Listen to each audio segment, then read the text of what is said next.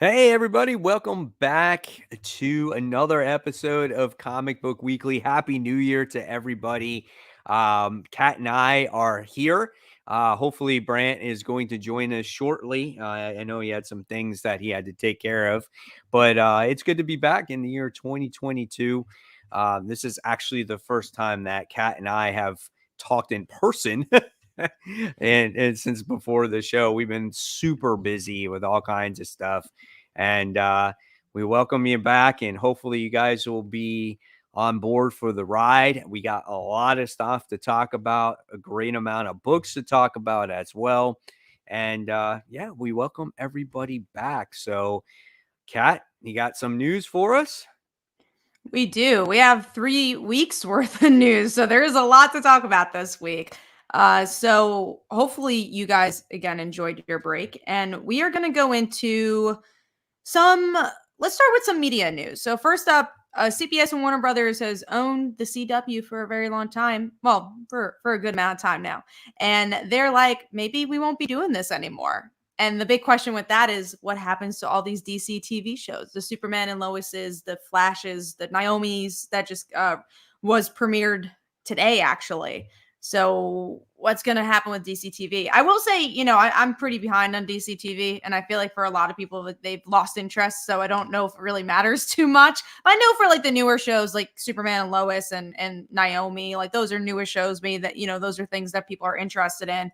So I'm curious if HBO would take these shows over. What would the CW look like? What is that channel? Will it just be like a syndication channel? Will there be new shows? Will there be new tones to shows? So that was actually pretty big news from this week. I mean, my thought process behind this is that, everything runs its course, right? So, uh, I think once it's done, I think it's done, and that's it. The only thing I can see that might be continuing on is like the newer shows, like you said, and they would move them over to HBO Max. I could see that actually happening, and then if you were to move those shows over, then you can make them a little bit more. I'm not saying dark, but you can make them a little bit more violent or whatnot. More things could happen in them, and maybe not so much like CW-ish. But I think we've had way too many superhero shows that are on the CW at this point, and I don't think it's a big deal that it's just run its course and it's over. That's personally my opinion, though. For sure. And then also we saw with DC Universe, a lot of those shows did go to HBO. So that was a platform that ended. And Stargirl ended up going to CW. Young Justice is on HBO. We have Doom Patrol went to HBO. Harley Quinn went to HBO. Yeah, So there's a good chance maybe some of your favorite shows would yeah. just end up on HBO Max, and And, that's what would end up happening. and Mike Manhattan mentions that if they go to HBO, they could actually have more of a budget too. For sure. So we'll see what ends up happening with that. I think CW keeps 2 or 3, and the rest are done. Yeah, I think like the Flash.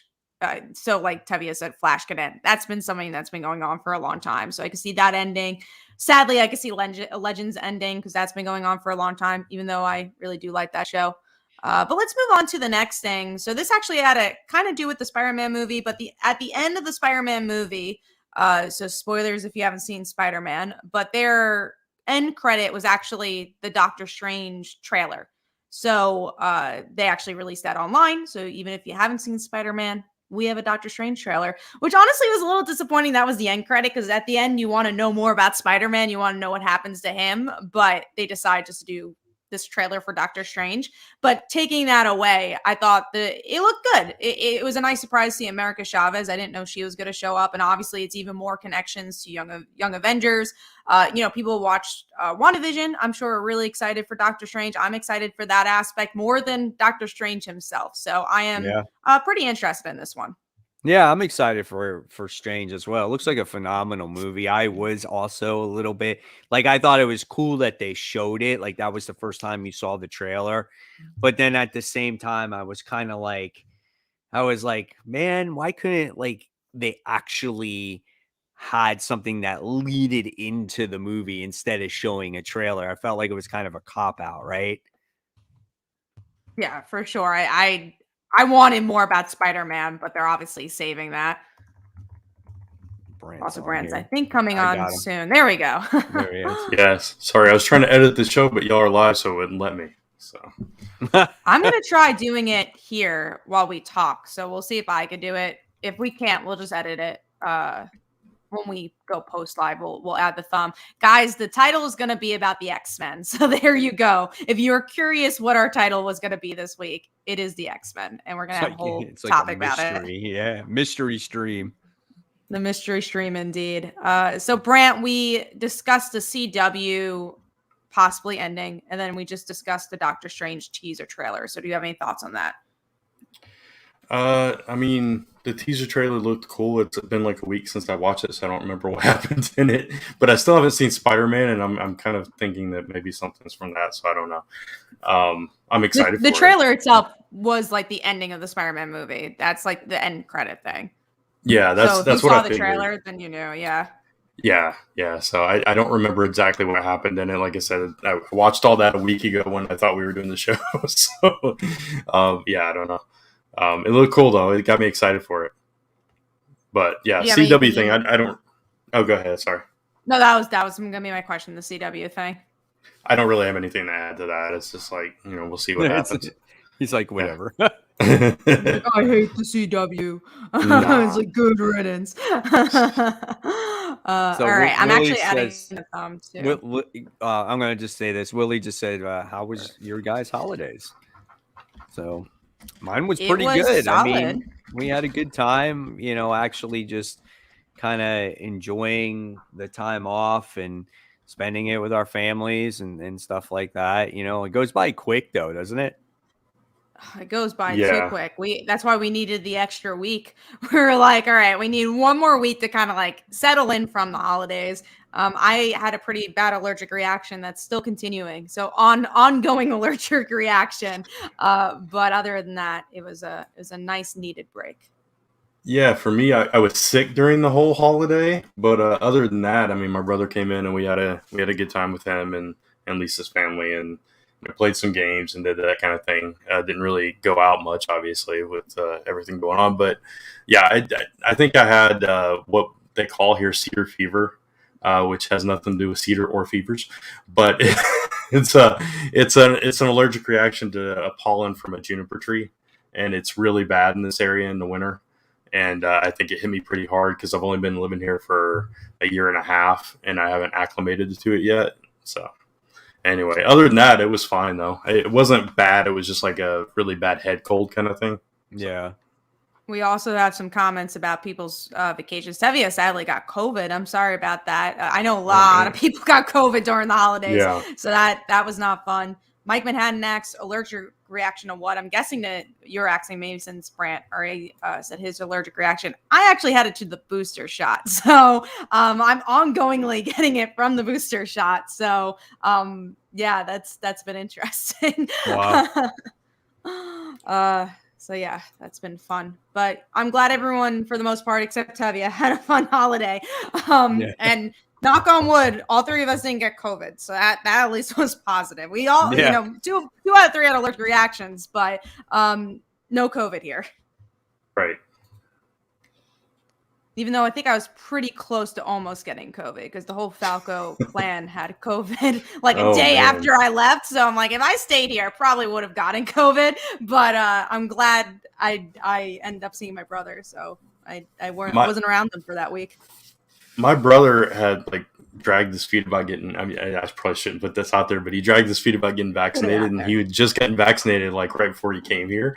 So he was terrified to go anywhere. I've heard that people that did not get vaccinated, this version of COVID hit them so hard. Like people who are vaccinated, it didn't really harm them that much. It's like, oh, I felt like I had a bad cold, but people got hit hard for non-vaccinated people. Yeah, absolutely. It's crazy. It's like there's predictions in your area, Mike, that 80% of Florida is going to have the Omicron before the end of this. That's what you're saying. And I'm like, it's all around me, but I was like, hey man, so far so good, Yeah. I'm fully vaccinated myself with and boosted or whatever it is. So, but I still know people that are obviously getting sick. My assistant tennis pro, he was like, yeah, I'm sick.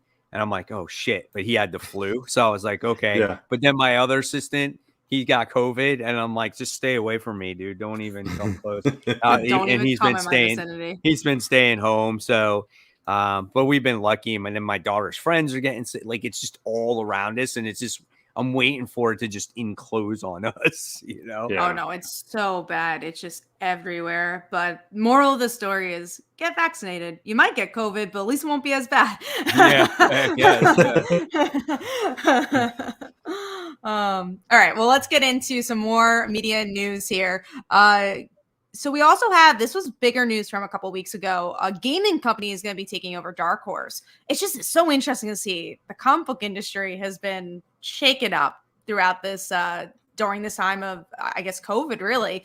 You're just seeing so many different things happening. I'm curious to see what this is going to mean for Dark Horse. We're going to see like more video game books, or we're going to see more like video games based on their books. Is it going to mean anything? Like, how is this going to affect them? I feel like with Dark Horse also, there hasn't been that many books being released by them recently. Yeah, it's like there for a while, especially when they lost all those licenses, they kind of went quiet, stuck to their like Aliens and Predator and that kind of thing, and some indie stuff. But now that they're starting to get some of those licenses back, and then this news, it's like, okay, we've seen like gaming companies buy news outlets, Newsarama, and things like that, but not like an actual gaming company. That produces actual games, buying a comic book company. It's different. It's interesting, and I think we'll definitely see a lot more licensed properties in the game space going through Dark Horse, which could be really cool, because I was looking through like all the subsidiaries of that company, and they have a lot of stuff. They have a huge library of very popular games. I don't remember off the top of my head what those are, but I was like, oh, I know that. And it's like, okay, this could be really cool. But it's hopefully it's the no pun intended with everything we were just talking about, but hopefully it's the shot in the arm that Dark Horse needed to get back up and running. So. Yeah, and they got a booster as well. I think they need it for sure. Yeah, no, it's been so long since besides like the Jeff Lemire book, I don't remember the last time I read a Dark Horse book, and the Avatar stuff, which they've also have not been releasing frequently. It's not like every, couple months we get the Avatar books. It's like once a year, I feel like we get these Avatar books now. So it's taken a while for that. Now, Brant, you want to talk about the new Batman trailer? What did you think about that? It's an old Batman trailer now. Yeah, right. Yeah, I thought it was actually better than I thought it would be. I would like to see a better mask on Catwoman, of course, than just like a scarf wrapped around her head or whatever that is. But yeah, I thought it didn't look nearly half as bad as I thought it was going to be with glowy vampire dude. But I've seen him in other stuff, and he's actually a really good actor. I hate that he's marred by this one franchise that people don't like or whatever. For their twinkly, sparkly vampires. But yeah, I thought it was solid. I'm actually a little bit more interested in seeing it now just because of that trailer. So is this a different trailer from the one that they showed in Spider-Man? I think so, but I don't didn't remember. see it then. I didn't watch it then. Yeah, I feel like it was after Spider-Man. Okay. But I don't know, because I didn't watch it either. Because there's a point where there's too many trailers, and I'm like, I just want to see the movie. I had only seen the very first teaser, and then this one. I hadn't seen any of the other stuff in between, so that's why I wanted to watch it. I mean, I know the original trailer showed like Catwoman in it, but obviously without her mask and stuff like that. So I don't know. I mean, this Batman movie, this one just, it looks dark. I mean, it looks it's very dark. Yeah. This trailer was not light at all. Yeah, it was very dark, very serious, very broody. But it was the whole cat bat thing, which is, we haven't seen that on the big screen for a while, like the romantic tension kind of thing. So yeah, it looked solid. I will definitely be seeing it in March. I saw Suicide Squad this week, because Peacemaker's coming out. So I was like, you know what? I'm trying to be better with watching these shows, or at least talking about them online. So I at least want to give these shows a chance. So I watched Naomi. I watched Peacemaker, mostly because I just want to talk about it on social media. But you know, if I like a show, that'd be great too. But yeah, Suicide Squad was one of those things. I watched all the other DC extended universe stuff. So I'm like, why not watch this? And it was fun. So I like that. Now I've seen all the DC movies. Great. Did you like it? Yeah, it was fun. It's not like, oh my God, best movie ever. It's the plot is not heavy, but the tone is cool and it's popcorn flick. I like the characters, but I feel like it's a kind of a middle of the ground superhero movie, but it was one of the better DC movies. And if you guys are wondering if I ever have marks on my face while we're talking, this is the allergy. I get random marks throughout my face and it'll pop up, then go away. Pop up, go away. So don't make fun of my marks in the comments. If you see random red marks on my face, that's what it is. I still never got a chance to watch Suicide Squad because remember I told you I had the issues on HBO Max with it. Oh yeah. So I went to go watch it again. Like I brought up HBO Max and they took it off of HBO Max. It's back on now though. They just put it back on. Yeah. I was like, screw you guys. Why are you guys playing some crazy trick on me? So okay, so now I'll try it again and see if it comes up again. Yeah, I think it's officially on now because they did it for the we don't know if people are going to see it in theaters and they took it away for a little while and now it's like this is the DVD, like you can watch it now. Oh, I gotcha. Yeah, plus it's like, oh, Peacemaker's coming. We got to put this on there so people know who Peacemaker is. That makes that sense. too. Yeah, it's very connected to Peacemaker. So go watch the movie. Although I feel like you didn't have to see the movie to probably watch the show. There's like just one big moment that happens in the movie. You're like, oh, okay, I guess. I honestly don't have really interest in watching the Peacemaker show. I just wanted to watch the Suicide Squad movie just to see if it's better or obviously how much better it is than the first one. It's a lot. You don't want to watch John Cena? No. He's fun in it. I feel like what's his name? Idris Idris Elba. Yeah, he's definitely the star of the film. More than even Harley. He's in the movie a lot more. Which I was surprised by. Yeah, it's a whole thing with those two, yeah.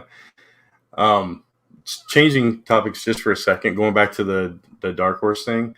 I'm just looking through this, like the people that make Little Big Planet, that's one of their subsidiaries. Perfect World Entertainment, THQ is a big one. So there's a wealth of games they can pull from. I just wanted to add that.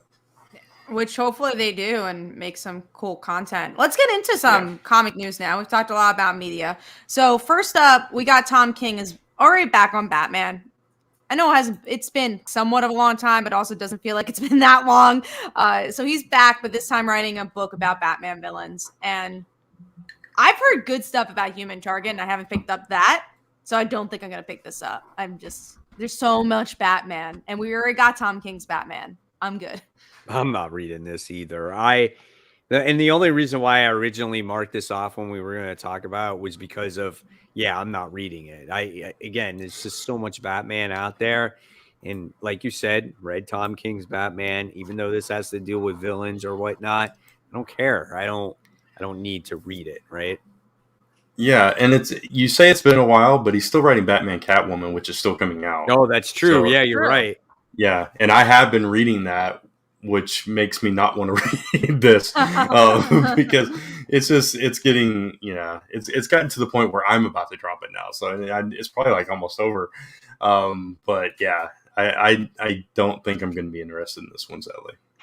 I think someone said, maybe it was Bleeding Cool. They're like, I think it's this week. They said this is the first week ever in DC Comics where the only books being released are Batman books.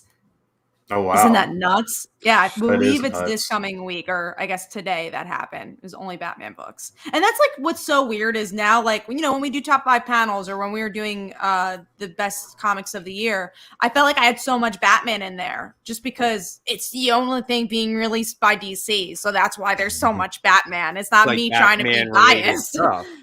Yeah. It's the only thing there. That and like the random Superman title. Like there's not much else. Right.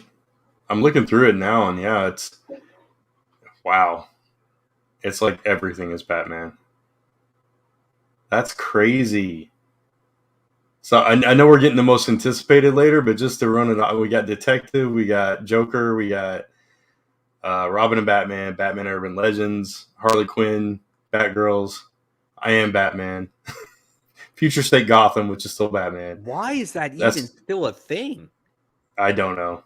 It's like issue Probably 9. because Red up to Hood's in now. it. That's probably the only reason why he Mm. doesn't have his own book. So like Red Yeah. Hood fans are picking that up. Pennyworth is another. It's like, wow, that's crazy. I did not realize that. I didn't either, unless I saw that headline. And I was like, oh man, that's absolutely That's a nuts. problem, actually.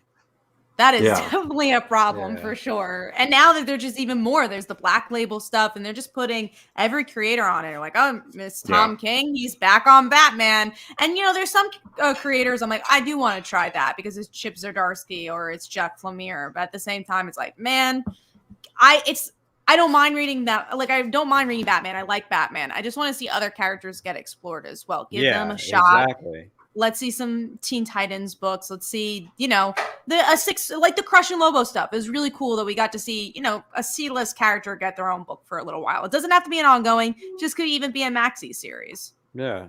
Well, Yeah. I mean, it's just like if you're at Marvel and you see like 15 different Spider-Man books, but they have like 50 something other comic books to read too.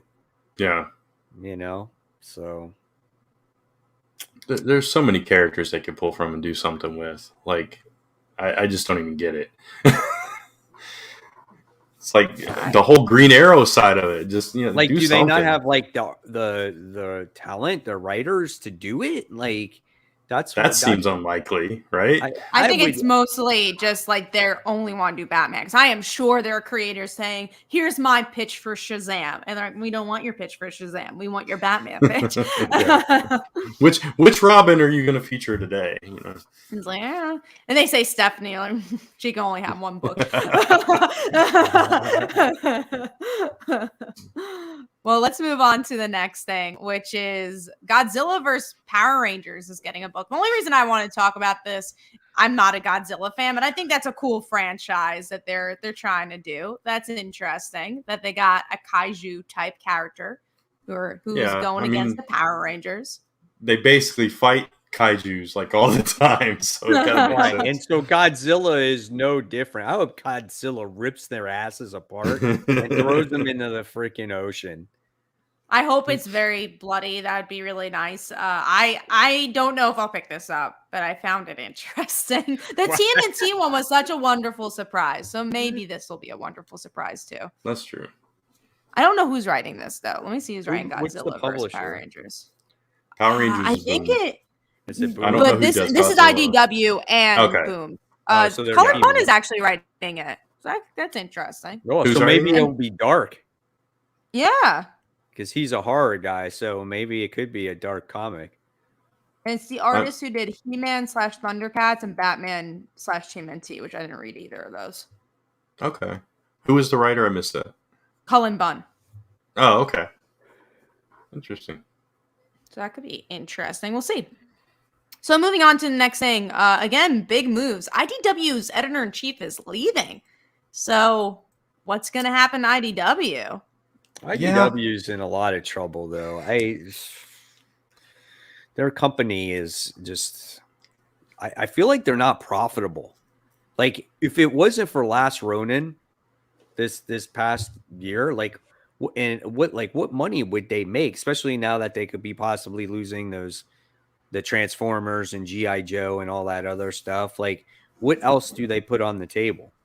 Well, that's the interesting thing. The editor-in-chief, he wrote a lot of the Transformers stuff. This is the guy that wrote the Transformers books, John really? Barber. Maybe that's why he Yeah. left. So maybe now he's going to go the Image and sit there and write those books over there. Right. That's what I'm thinking. Like, and he wrote some of the G.I. Joe stuff too, I think.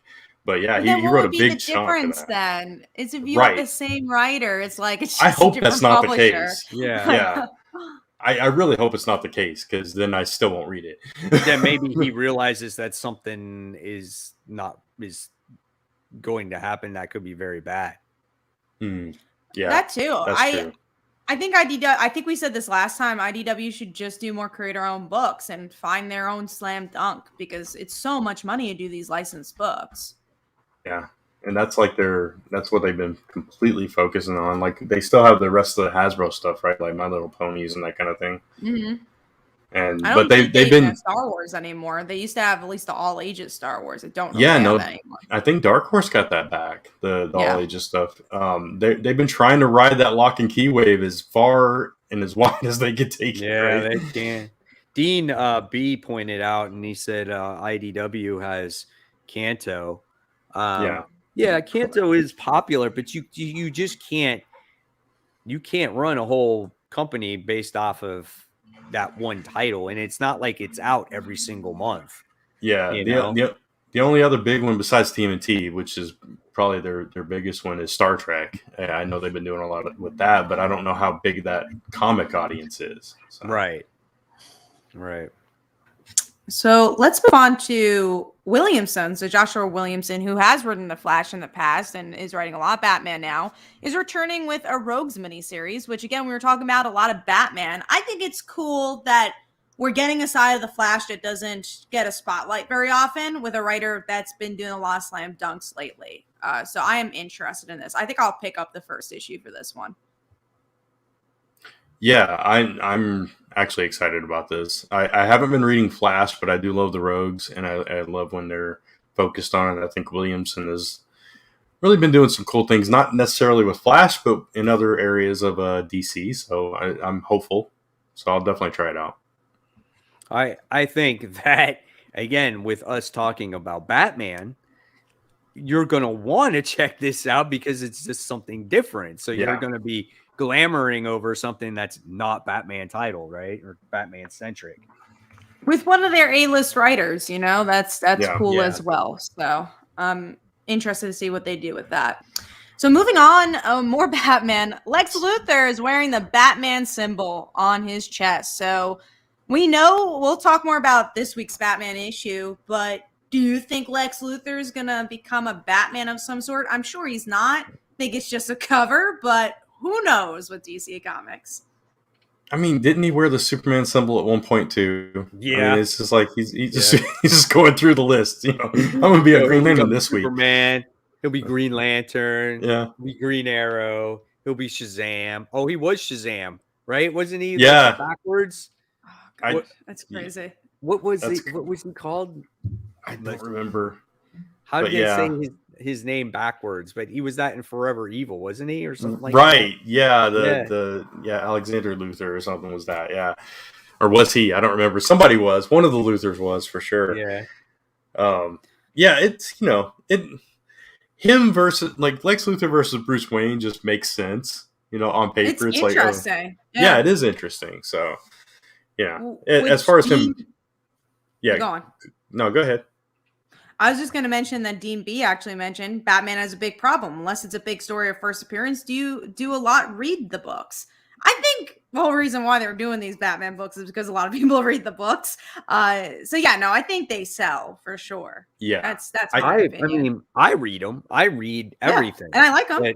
That I buy, unless obviously it's a variant cover or whatever. I mean, there are comics that I buy that are nice for covers, but I, for the most part, read every single book that I buy, and bad or good, So I read, if there's 3 Batman books that I want to buy, I'm going to read them. First appearance, last appearance, shit story, but that's, good story. I'll read it, Yeah, I mean, by and large, I think the Bat books are good overall. So that's not it at all. I think it's just like Kat said, they are putting more of them out because those are their best sellers. So moving on to X-Force is relaunching. So let me see if we have the team for this. We knew that X-Force was going to be relaunching, but now we got more information of who it's the same writer, are. though. It's the same writer. Yeah. Same writer? And I think Benjamin it's Percy. new then. I think it's just Ben Percy still. It's Ben Percy. I think it's just a new name. Yeah, the team's just basically the same. I think it's just the direction of the story is basically interesting. Right? Yeah, I don't need to pick that up. I don't know if I'll be picking it up.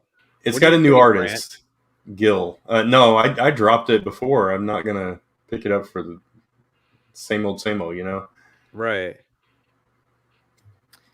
So moving on to Jason Aaron is on a new Punisher book, and I'm not a Punisher fan, so I won't be Is reading that it. Punisher with the new logo on his chest Yeah, or people were whatever? talking about the logo. I didn't really put my ears to the ground on that one, so I don't know much about Why it, is but it it's a new changed? Like, logo. what's different about like why are we so against the Punisher? Is it like not morally right to have a character It, named Punisher anymore?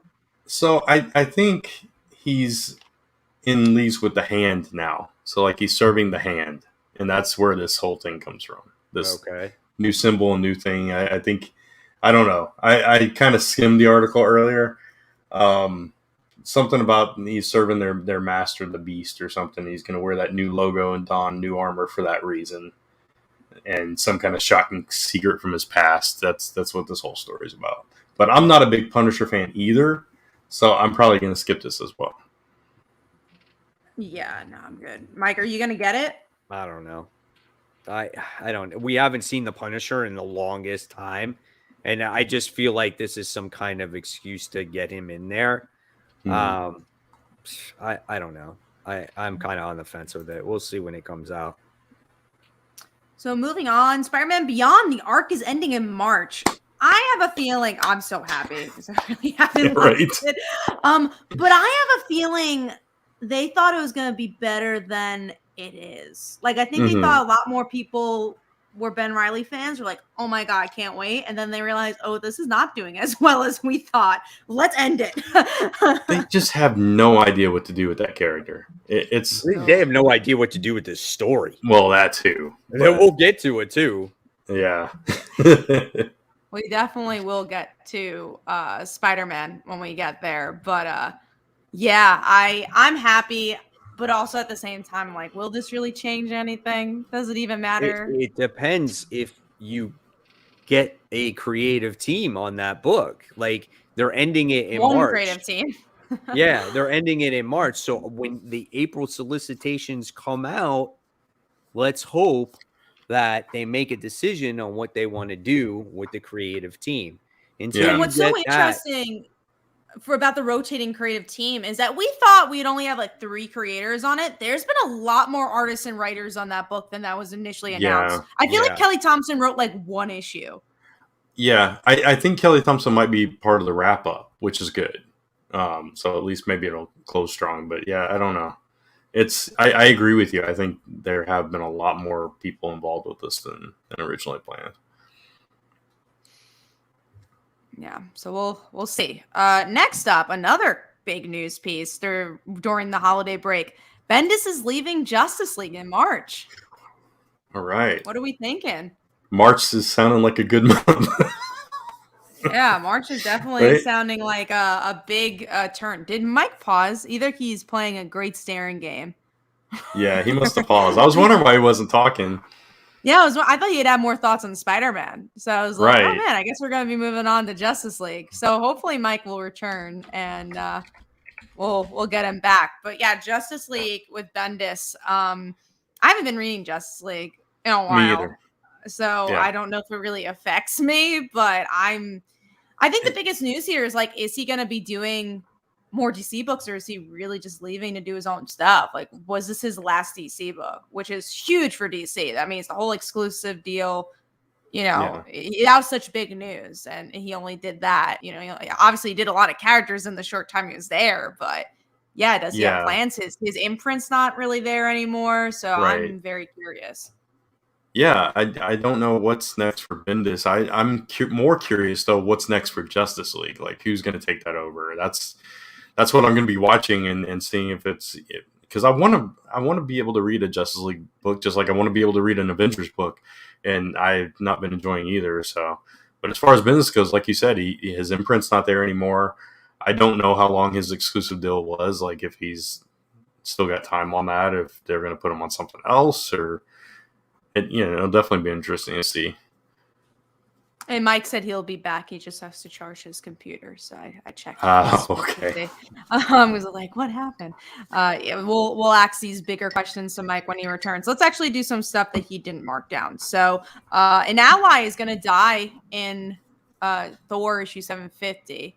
So That's interesting. Throg. At least they're doing something big. You think it's no? It can't be. If that happens, I'll be upset.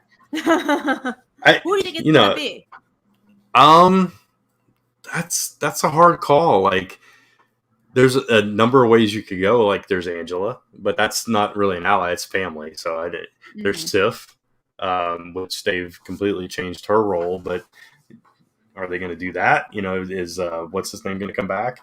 I don't know. Like, what other allies would make an impact aside from people like that Beta Ray Bill?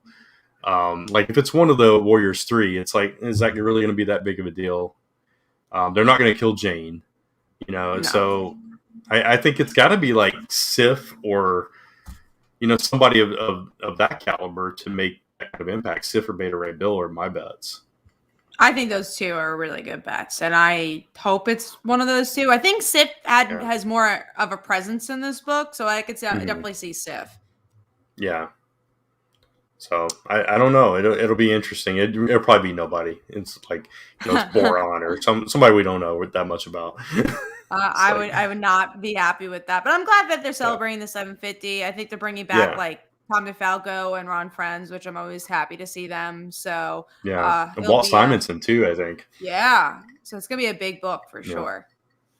I'm interested in it. All right, let's move on to the next thing, which is I'm surprised that Mike did not write this down. Right, I literally put it down for him, but Hulk is getting a null type story, which.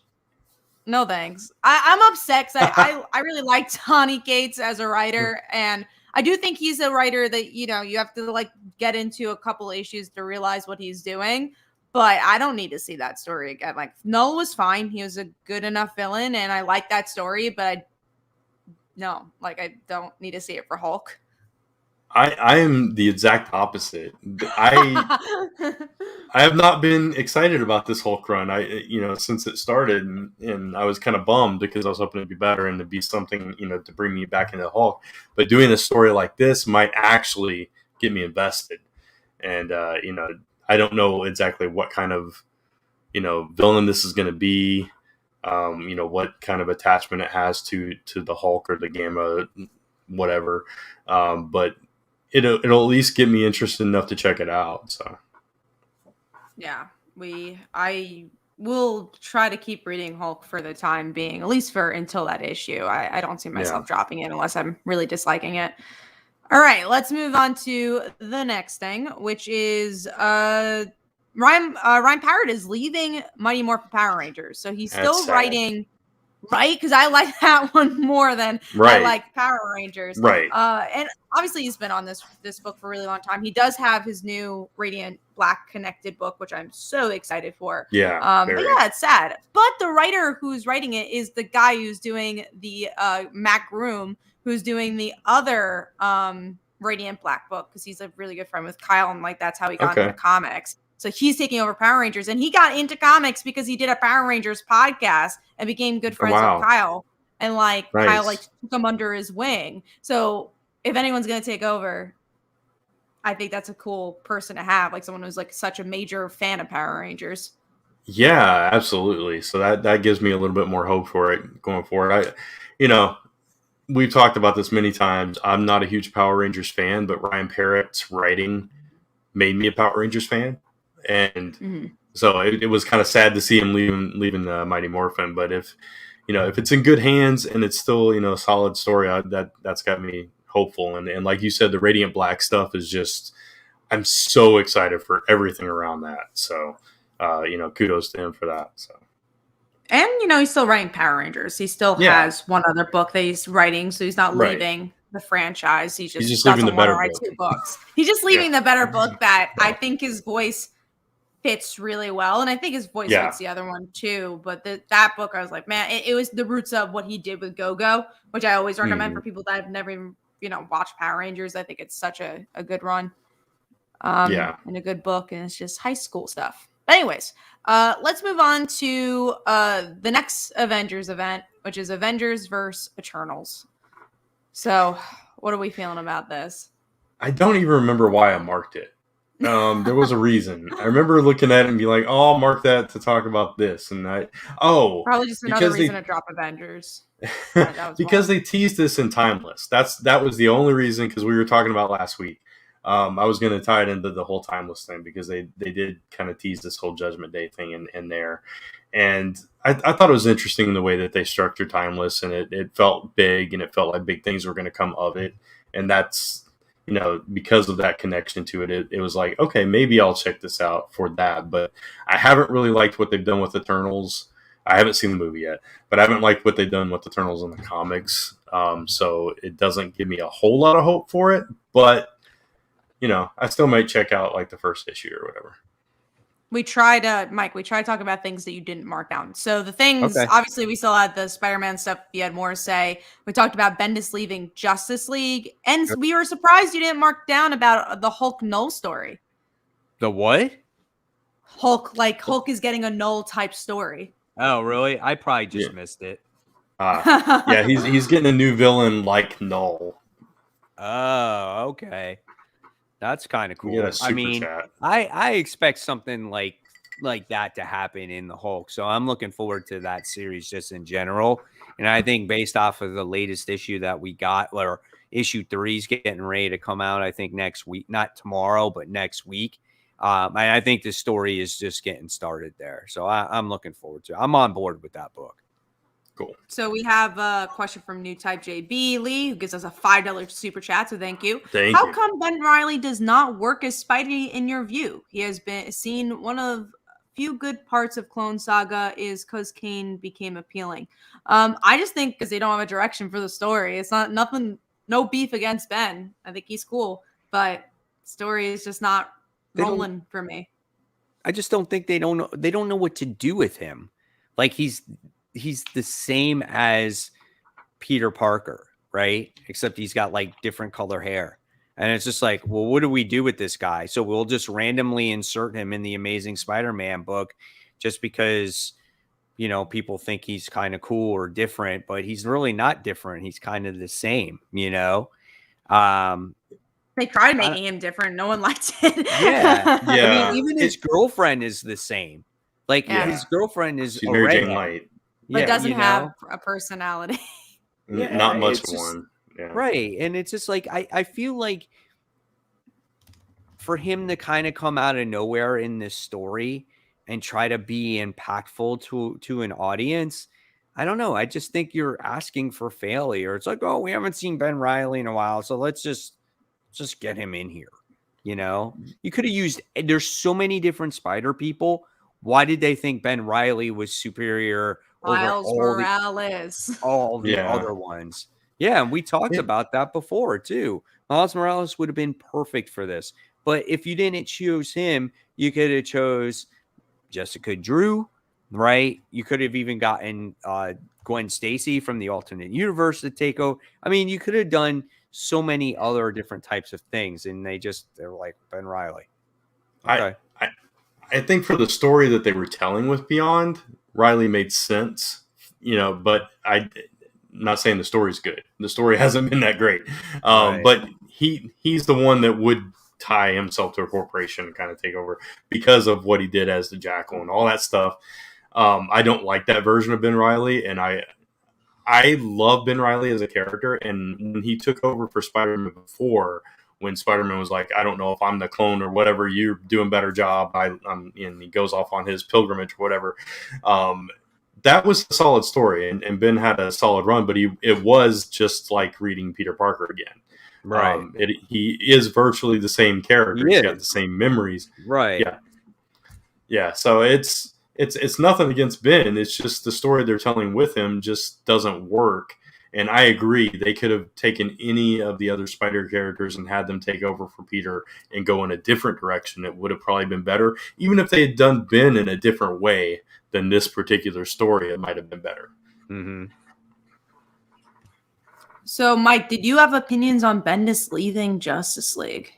I just clapped to myself when I heard about it.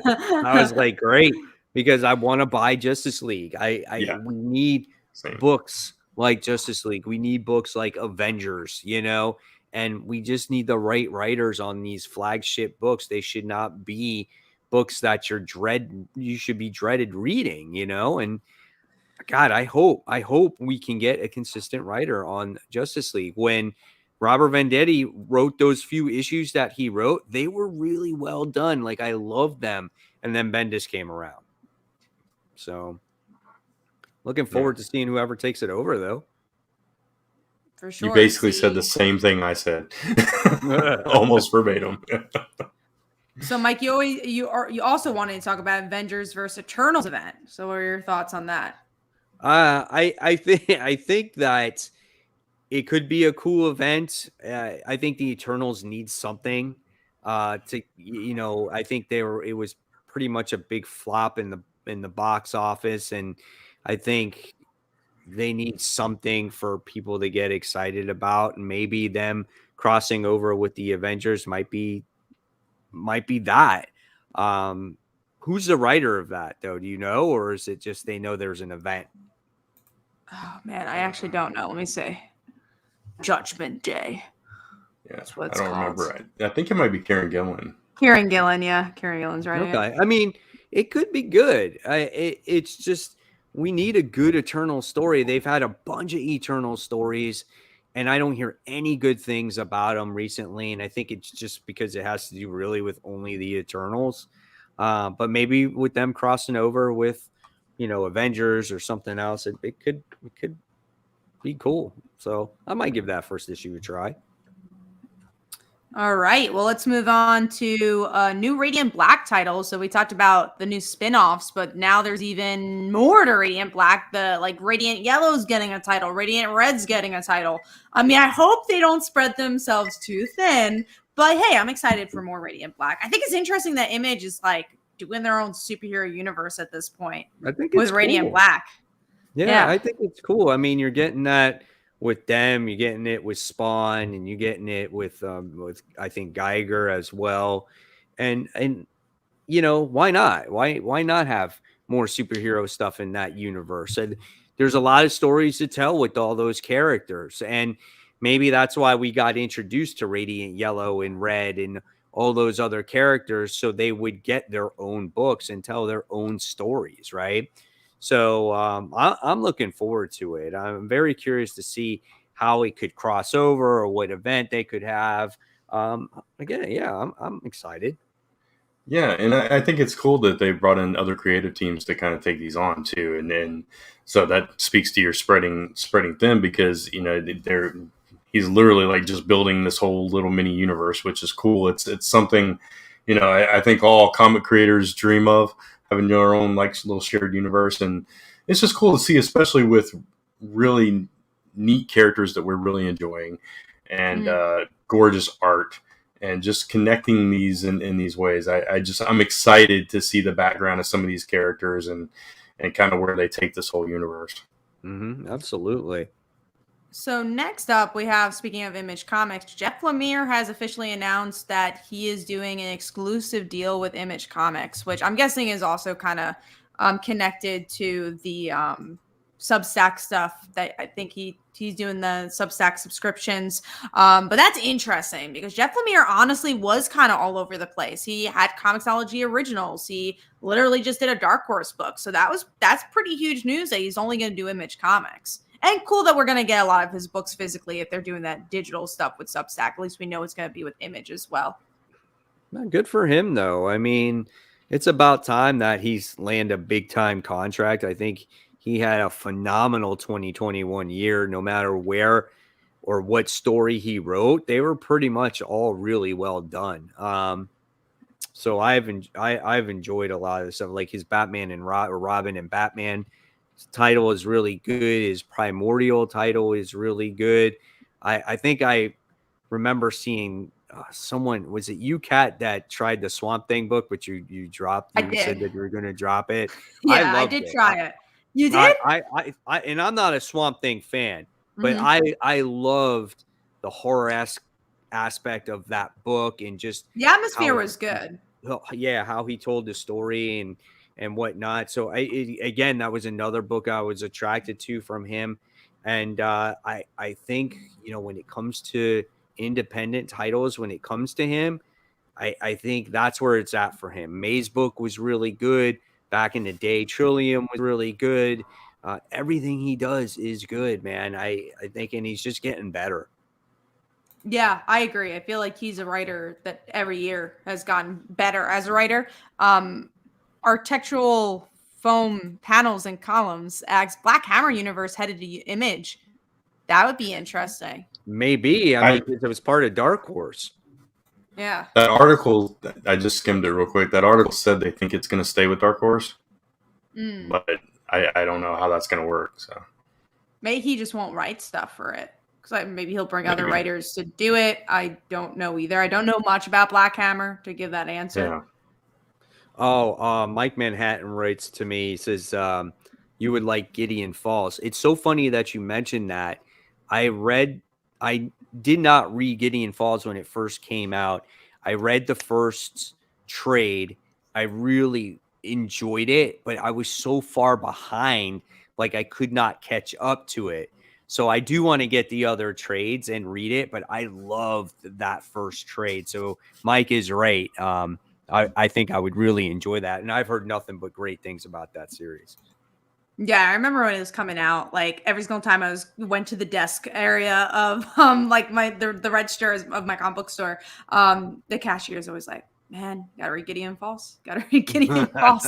And it was always too late because there was just so many issues. I still need to read my Stray Dogs trade. I thought I was gonna read that during vacation and I didn't get a chance. Oh my God, now, it will take you like a half hour. It's not. It takes me so little. I kind of just sit, like, it's just more of the mental space to sit down and do something more than even just reading it. But I watched Suicide Squad.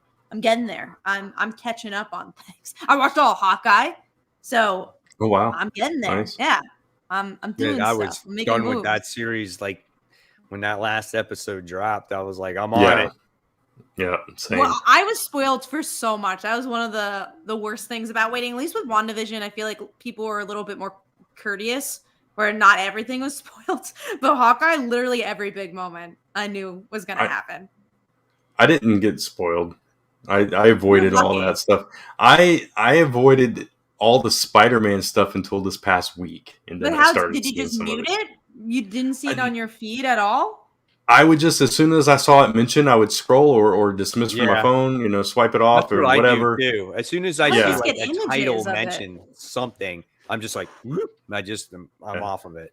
I just do my best to ignore it.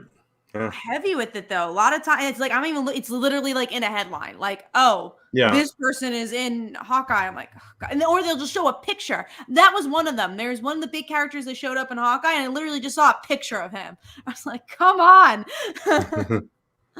I'm trying to catch up. I might watch Eternals, but that sounds like a lot. I don't feel so bad. I have not watched Black Widow. I have not watched Shang-Chi. I have not watched Eternals. Shang-Chi's worth it. Shang-Chi is worth it. I know. Look at this. Look at these scratches right here. Oh my God. That's crazy. Anyways. I've watched all of them. I've seen all of them. I saw Black Widow. It was fun. Eternals. I get, like, if you watch Eternals, you'll totally get what they're trying to go for there. I'm gonna watch it in the background. It would have been better if they released that as a Disney Plus show. It would have. That's what people are saying. Yeah, just because you could explore the characters the way they tried to do it in the movie. It had a good concept, right? So, but it just wasn't. I don't know. It just wasn't executed right. It was too slow. The ending was just like anticlimactic for me. But it is what it is. You can't hit a home run with every single movie. Our expectations are always so high, and Spider-Man made up for it though. I can definitely say that. Oh yeah, no, Spider-Man was amazing. Love Spider-Man. We won't talk about it because Brand hasn't seen it, but it is so good. It is by far my favorite MCU movie. I think it's safe to say that. Love it. It's good stuff. All right, well, let's get into our main topic here that no one knew was our main topic because we didn't write it, but we will. And we did not prepare for the show the right way. That's honestly what it is. We've been so crazily busy in our own personal lives that we struggled to get back, but we did get back today, and hopefully we'll get more into our routine once again. So that's the truth. We're just being honest. Yeah, we're Next sorry. week. We're getting there. Yeah. Next week. We'll have a title and a thumbnail. But let's go. We will have that title and thumbnail post show, and we are going to showcase our Google document. But first, we're going to showcase the vote. So X-Men is back to voting. We're going to go down who everyone is, and then we'll give our thoughts about this voting stuff and who we voted for. I didn't even know this is happening. So they're actually adding another person to the team. Yes. They are. I don't think we even know which team. So they're so is this not the current X-Men team like Cyclops? I assumed it was. Yeah, I don't know. It could be the current X-Men, but it could be like, who knows, the secret X-Men. It could be anybody, I feel. But let's see. We got Armor. You know Armor. Her powers are armor. She is a queer character, which is cool. Avalanche, honestly, I know him mostly from X-Men Evolution. I feel like he's not really in the comics that often, but he's there. He is part of the Brotherhood. We got Bling, who I also think is a queer character. So one of the newer characters. Firestar, our girl Firestar. That's on my automatic bid right there. Which is, me and Brant pretty much so funny. said that too. Yeah. We both voted for Firestar, yeah. We did, and it was such an easy one. I was looking through everybody. I'm like, yeah, everyone's cool, I guess, but Firestar's here, so why would I vote for anybody else? We have Gentle, who I don't know much about that character. Oh, they're new. They're from Wakanda. I think they're a newer character. Oh, yeah. I vaguely remember them. We got Gorgon, who I don't know anything about this character either. Then we got he's been around, Micromax. Yeah, he's been around. Don't know anything about Micromax. British mutant, so probably from the Excalibur. Penance, who is from X-Corps. So I guess this is the regular X-Men team, because if she's an X-Corps, then it wouldn't be for the other ones. Then we got Siren, who Siren is the daughter of Banshee. And you got Surge, who I also don't know anything about. They're from the new X-Men. Wasn't Surge in X-Men Academy or something? They're a new X-Men, it looks like. New X-Men. So that is who you can vote for, and we all voted for Firestar. Firestar, and I mean, and like she's the biggest name out of all of them, and she needs to be in a book again. So yeah. Plus, she's never been on the X-Men. You know, she's.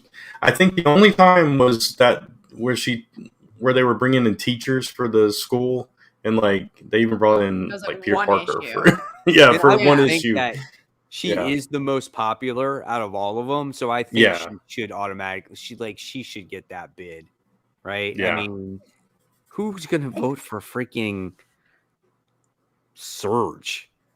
Or even Avalanche. I could see Micromax. Or honestly, I think the only contestant is Armor, because she does have like a following. But every other character, Armor. If say Firestar wasn't there, like I could see Armor. I could see Siren, maybe, but like Siren's been there, done that, Apache guy. What was that dude? Gorgon, I think. Okay, question then, guys. Do you think this was kind of like the round robin of DC Comics, where they picked someone so obvious that they're like, we all know Firestar's going to win, so let's just put her in? Yeah, I think they've. I don't know. Bling was pretty big during the Wolverine and the X-Men, right? Like that's where she shined a little bit. But she's not like a popular character, right? I think Armor's the only one that really has a solid chance aside from Firestar. I think a lot of people have forgotten who Surge is, but yeah, Armor was big during the what was that event? I keep forgetting that had Nate as like this Messiah character. Wasn't Second Coming. It was before that. Yeah. I don't remember. Whatever it was, that like she played a big role in that event, but ever since then, we haven't really seen much of her. So, yeah. She's not the most popular. When was the last time Firestar was in comics? Let's keep it real. She may be the most known outside of X-Men readers, but we readers know and love the others. I guess, but I feel like a lot of these people are going to vote just because they saw it on social media. They're going to be like, oh, I know Firestar, I love Spider-Man, and they vote for it. I don't know if this is totally just targeted the X-Men readers. Exactly. She is Yeah. the overall most well-known character out of all of them. So I think almost by default, she would be the one to get picked. If they're going to say, oh, do I know this guy? Nah, not much. Do I know this person? A little bit. Well, yeah, this person. Firestar. I think a lot of people know who Firestar are. Right. Yeah. And I think maybe this is a reason to get her back in a comic again. Right. Whether you know her from Spider-Man and His Amazing Friends, whether you know her from New Warriors, whether you know her from the short-lived Avengers run, I mean, she's been around. She's done everything else except for be on the X-Men, even though she is a mutant. So, yeah, I think it's definitely kind of weighted towards her winning. So we'll see what happens. If it's Avalanche, I'm done. I'm not reading any X-Men comics ever again. It's like we already got Pyro. We got to have Avalanche too. Yeah. That is the bet that I'm making. If it's Avalanche, I'm not reading any X-Men comics, period. No, we'll talk about X-Men. I feel like Firestar is definitely the most interesting character story-wise. I will say, though, this voting thing, if we're going back to the idea of this voting thing, I hate that they're, like, the X-Men stories in general with the Krakoa stuff now feel recycled, which is weird to say because it was just so new and different when it first came out. But now it feels like it's same old, and they haven't done anything too exciting. So to have the voting for a second year feels like it's like a thesis statement to that. It's like, oh, we can't come up with any other ideas. Let's do this voting thing again. Yeah. Going aside from the popular characters and stuff, just real quick, I do really like Penance. She was in Generation X, I believe, and she's been around here and there. But but she's gone through so many different names. Like I think she was originally called M. Mm-hmm. And then she was just Monet, and now she's Penance, and that kind of thing. So they just don't know what to do with some of these characters. Yeah, and people can get confused with that too when you change the character's name like that. Right. So when I first saw Penance, before I saw the picture, I was like, "Oh, Speedball." Wait a minute. We had a super chat a while back, so I'm going to show that real quick. Oh, okay. I missed that one. So thoughts on Miss M mini? Oh, you go first. Yeah, thoughts on Miss M's mini so far. For me, Kamala's voice felt off. I feel the writer is trying to make her sound hip and young, though I liked Loki's return. I thought it was okay. I didn't think it was great, but I didn't think it was bad. And I was like, okay, I'll read the next issue. Let's see what happens. I think her voice was better here than the previous volume. But yeah, it was fine. I completely agree with everything you said. It was like, it was fine. It's not... it's like, oh my God, this is the Miss Marvel series I've always wanted kind of thing. Right. But yeah, it was fine enough. It was, I felt it was enough in her voice. I didn't feel like they were trying to make her hip and young. I didn't get that personally. Right. All right. Sounds cool. Thank you so much, New Type JB Lee, for the $5 super chat.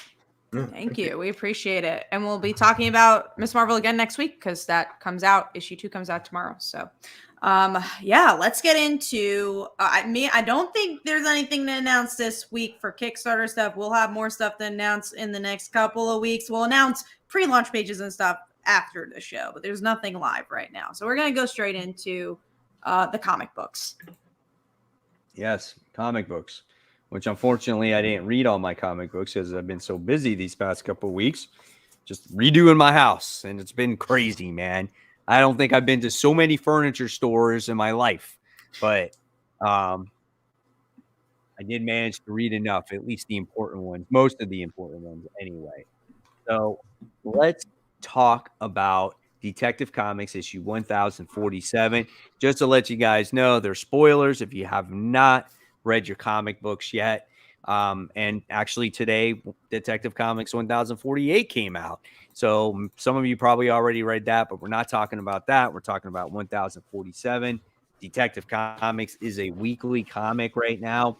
And I can honestly say that I wasn't excited about this Arkham event, but I actually dug the first issue. It reminded me of some kind of like horror flick or some gore fest or something like that. Like I really enjoyed it, It definitely surprised me, and I like the aspect that there's no Batman and it's just all Bat family, and I think that's what makes it a lot of fun.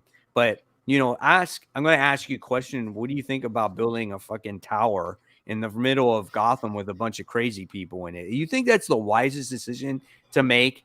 Don't you think you should stick them somewhere else or not even build it at all? Yeah, Gotham doesn't Yeah. do so many wise things. I feel like the tower thing kind of bored me. Really? I didn't love this one. I thought it was gonna be more about the Bat family, and I didn't really quite get their voices as much in this one. Well, see, I think Yeah. you'll get there, right? And I think that's what appealed to me, where it was like, oh yeah, it's no Batman, and we're gonna get all those characters in there. I mean, I get what they were going for, but I'm more on Cat's side with this one. It just did not pull me in, and I was not invested in any of the villains either. So it was kind of a hard sell for me. It's like, what, do I care enough about these people that they're fighting or whatever, that this tower that they're trying to get through? And I don't know. I just didn't care enough. I was a little disappointed by it. So what you're gonna find out now, I guess going forward, is you'll find out how it got to the point from day 7. I think that's when everything was like hunky dory, and then to the day, I think 27, to the point to where all hell broke loose, because it seemed like everything was working well and fine. It seemed like people were getting better and things were working out, and then something went terribly wrong, and then they threw the guy that was in charge of this place completely out the window. So he's like dead, and who's going to run this Arkham Tower now? So I liked it. For some reason, there was something there that I enjoyed about it. So we'll see where it goes. Whether it keeps up the pace for me, or if it continues to interest me for the next 11 weeks, that's still yet to be determined. So we'll see what happens with that. All right. So next is Noctera Blacktop Bill Special Issue 1. Now, Kat doesn't read the series. Honestly, I think Kat is one of the only people out here that is not reading Noctera right now. So I read it up to this point. So I actually decided to jump in with this issue. I like the series. I just haven't been loving the series. So that's why I'm like, I want to take a little pause. We're on a break. It's complicated. So I was really highly anticipating this book with the origin story of Blacktop Bill, right? Yeah. However, we didn't really even scratch the surface with him. I felt like there was still so much left on the table to learn about him and maybe get to see kind of like his identity and stuff like that. And all we found out is that he was a killer before the whole event happened anyway. So he was a killer then. He's a killer now. He's just an even more, evil killer. And I guess he was like a hitman or whatever it was for the mafia or something like that. A hitman of hitmen. Yeah, exactly. So I wanted something more from it. It's not like I didn't dislike it. I liked it. I felt a little bit, underwhelmed with it. I wanted him to be like the goody two-shoe guy that wound up going all psycho. That's kind of what I wanted. I didn't want him to be pure evil right from the start and then even be more evil now. Yeah, I did like the little swerve at the beginning of it where they showed you the one guy and then he took that guy out. So that was fine. But I agree with after that, I was like, at first I thought that was him. Yeah. And then I was like, oh damn, that's Blacktop Bill killing him. And then after that, it kind of got underwhelming for me. Exactly. I felt the same way. And it was just like, this is just, whatever. This dude is just a psychopath then. Yeah. That's all there is to it. And there's nothing more to his character. So there's no depth at all. Right. He's just a psycho that likes to kill people. Right. And that took something away from it for me, unfortunately. So I agree 100%, man. I was like, and Tony S. Daniels' artwork wasn't in it, so it did lower. Yeah, the art wasn't as good. The coloring wasn't as good. Yeah. And I thought Blacktop Bill was just at first was that family guy who had that little sick hobby of the weapons inside his shed and everything. And it didn't turn out to be that guy. I was so disappointed at that though. Yeah. So we'll see. Maybe we'll find out more about him though as the series goes along. We Maybe. do have another super chat by new type JB Lee. Last Ms. Marvel question: what do you want for Kamala? For me, just write out Bruno and replace him with Mike and Gabe. Is his name Gabe? Which one Anyways, is Gabe? is it the cousin nephew guy? I don't think his name is it Gabe. I don't know. Anyways, let remember. Nakia have more focus. Have Zoe kiss a girl. I like Bruno. I enjoy Bruno as a character, so I wouldn't want to replace him. But I do think the supporting characters should be more involved, as I always say. And then Zoe kissing a girl, that'd be great. I don't understand why they haven't pulled the trigger on that one, but I'm glad with the representation we've had with Zoe. I think there's other titles that wouldn't give the space that G. Willow Wilson did give Zoe for such a supporting character. Like she is, probably she's not even on Bruno's level. She's probably the fourth supporting character of this book, and we've gotten so much story with her. So I think it'd be even better if we got a lot of story because I love her as a character. But I think we're lucky enough that we got as much story as we did. Yeah, I think for me, what the series really needs is to get back to the core focus of it, which was her whole supporting cast, her family, her culture, all that stuff kind of took a backseat to what kind of outlandish villain can we give her? What kind of, big thing can we have her deal with this month, this arc? And I think they kind of lost the focus. Yeah, exactly. Yeah. So just get back to that core. All right. Anything else that you guys have to say? That is it until next week, I'm sure, because again, we'll have more info on this run. All right. So let's talk about our number 5 book of the week. My number 5 book was actually Black Widow. What issue was that? 13. Issue 13, yeah. Yeah, I don't have the book in front of me, actually. So I liked it because we got to see what was that guy's name? Was it something Blade? Living Blade. Living Blade, yeah. I love seeing an adversary against Natasha that she basically could not beat. And I love that. Artwork wasn't the regular artist on here. I thought it was just it was kind of like almost like a filler issue in a way, because this took place in the past and didn't have to do. It felt very Silver Age. Felt very that's what it was. She was wearing like her old costume and everything, and but I loved going back to that past and learning about this villain that we never knew before. And I guess he's also a very mysterious villain at the moment as well. We just know that he can definitely get the upper hand, and I loved how she kind of stood up for those women at the end of the issue. And she said she would die on her last breath defending those women. And I guess the Living Blade actually respected that, and he just took off and left. I thought this was a good issue. I'm looking forward to seeing more of this character and seeing, obviously the story continue with Natasha and from where it last left off in the story arc.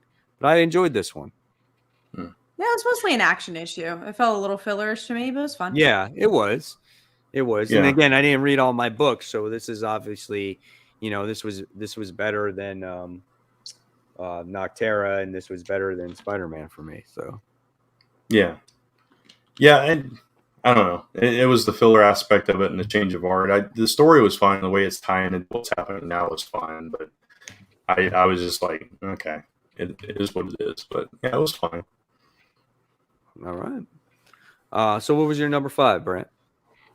Batman, number 119.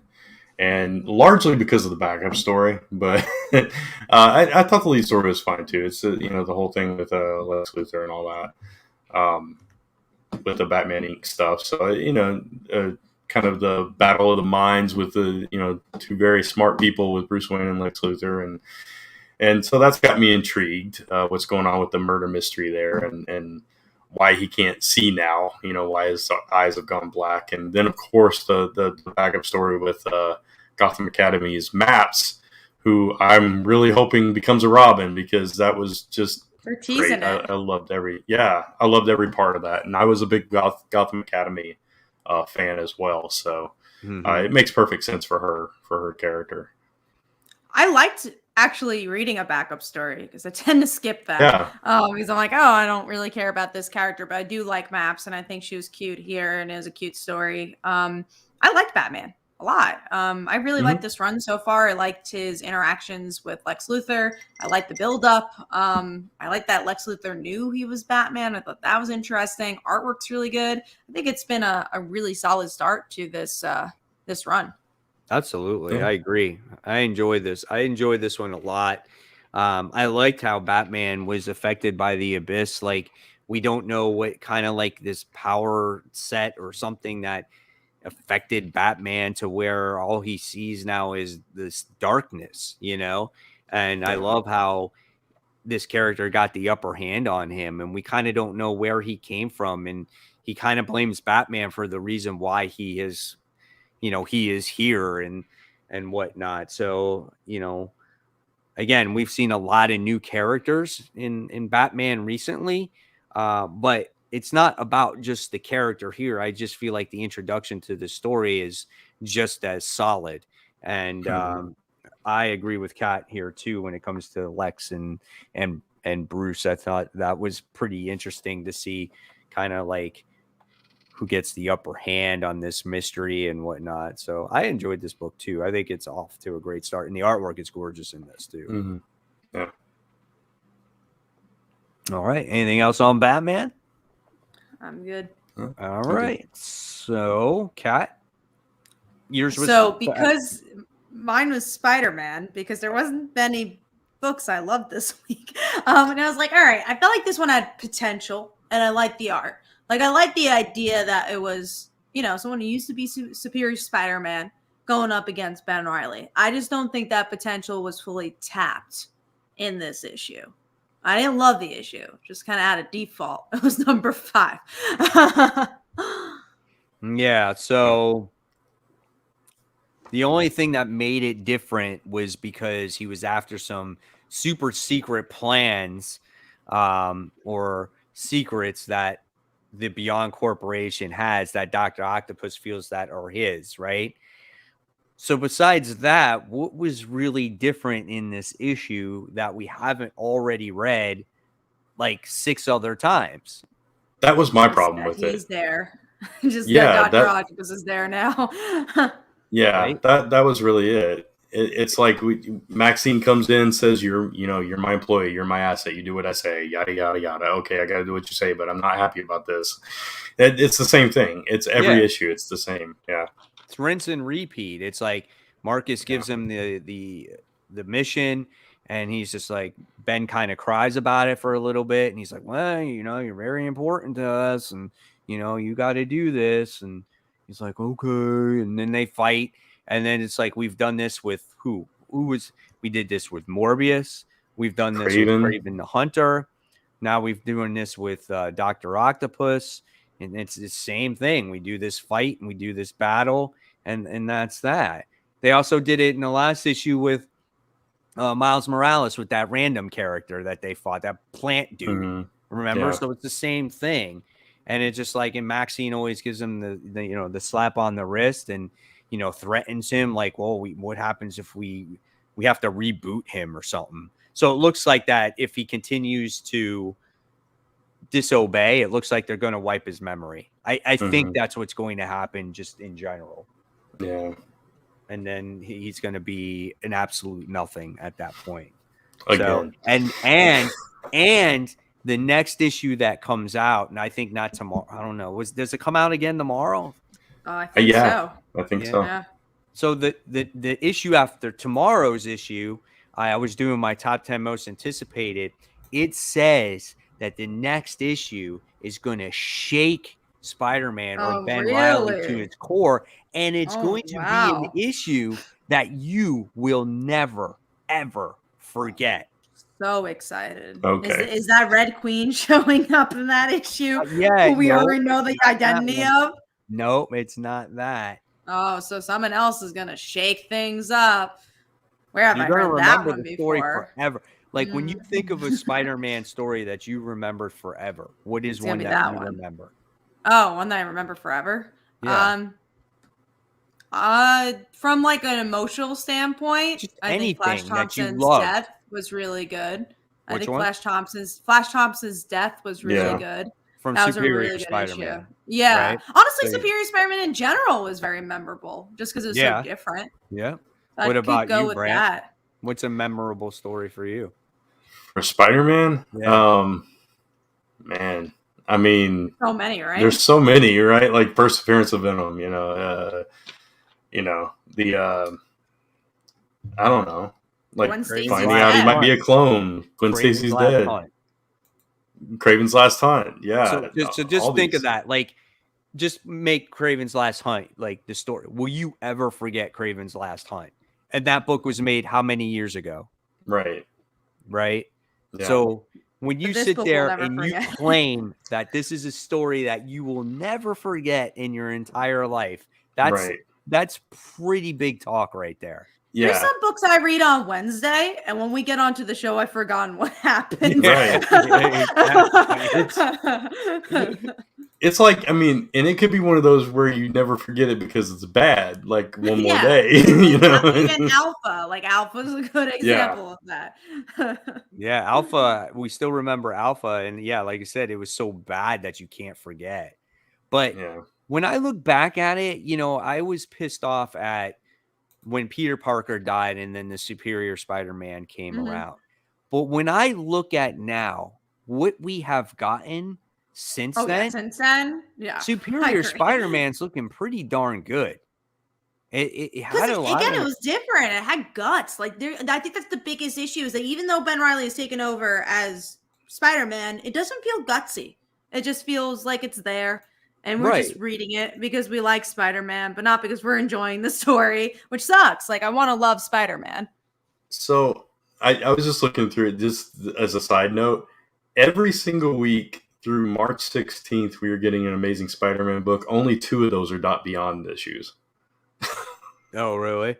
Every single week. Yeah, they're trying to push it. I mean, it's very sad because the thing about Spider-Man these days is that it's just a book that seems like it exists just to have it.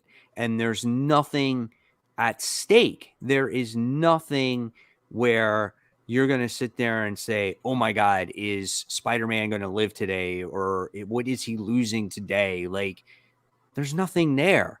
He's just sitting in a hospital bed right now. And you got his clone running around. And what is his clone doing? He's just fighting, the people. He's fighting villains. He's fighting some of the most iconic villains in Spider-Man's Rogue Gallery, but nothing is amounting to it. Like, think about it. He fought Kraven the Hunter. It was a joke. He's fighting Dr. Octopus. It doesn't mean anything. It's just a worthless battle. And they're slapping each other. Yeah. It doesn't mean absolutely anything. At the end of the day, he goes to the headquarters and he's like, I'm sorry. I just, I fucked up, and Maxine's like, you were a valuable asset, but now I think you're becoming a valuable liability. And it's so, like Brand said, it's the same thing over and over again. Yeah. What's interesting, I feel like we talked about Batman, is that they've been doing like a lot of Dark Label stuff, and even though there is a lot of Batman, there shouldn't be so much Batman. It is interesting to see that they're doing like different out of context Batman stories, like Batman and Robin. It's not reinventing the wheel, but it's a really good story. I honestly wouldn't mind if we got a couple of Spider-Man miniseries that just told a really good like beginning, middle, and end at this point. It doesn't even have to be the flagship book to be good. I just want like a Supergirl being super styled Spider-Man story. I think would be interesting. Tevia said, what about Kindred? We all hated that story. So that's part of the problem. Right. So when you look at Superior Spider-Man, and you look at the Kindred storyline, like for me, Superior Spider-Man is a superior story. Absolutely. Like, by far. There was so much that happened in that story, And then even when Dan Slott came out of Superior Spider-Man and he continued the Spider-Man story, towards the end of his run, there was some bumps in the road. Don't get me wrong. It was not the most perfect run, but I felt like he had different stories to tell, and he had, the Red Goblin, he had the death of Flash. Like, there seemed like things were at stake and there was loss. And Mhm. it felt like Spider-Man, it seemed like with great power comes great responsibility. There was things at stake there. And all these books, all these issues that have been out since then, there's still nothing at stake. Nothing. There's been nothing threatening to him. Like, he got beat up by Kindred. He got died and brought back to life a whole bunch of times, but And the way he nothing went to the happened. hospital here, I hate Right. it. And the reason why he's in the hospital now is not because of Kindred, but because of the UFOs. That makes The absolutely no sense UFOs at of all all. people. That happened like Oh. off panel. It was just not Yeah. great. Oh, we have a super chat. What about Spidey appealing from 60s to 90s is that he is cast was allowed to have organic growth and death matter. Pity we can't return that. Yeah, for sure. I mean, again, as much as the death of Gwen Stacy was a refrigerator woman in refrigerator moment, it's obviously still really memorable. Kraven Last Hunt is really memorable. Like I think we all just want unique stories that feel like story arcs. This doesn't feel like a story arc. It just feels like, we got to release an issue this week. I guess we'll do this. Yeah, Yeah. exactly. That's all it. I think they're trying to do like the one and done story, like Yeah, it's not back working. from the days from the 80s. And it just doesn't work. It's just not working that way. It's those stories from the 70s and 80s, those one and done stories, they put a lot of story into one issue. Mhm. These stories, they're just like, oh, let's write a sentence in a word bubble and and be done with it. It was like reading almost 3 issues in one when you had those old school issues. So there was a lot of story to be told in those. So yeah, they're just missing out, man. Definitely disappointing. So, all right. So that was Cat's number 5 out of all things, but it's by default, so you can't falter for it. I will say my 1 through 4 I liked, so it's only number 5 that landed in that area. I have some good 1 through 4s. Okay.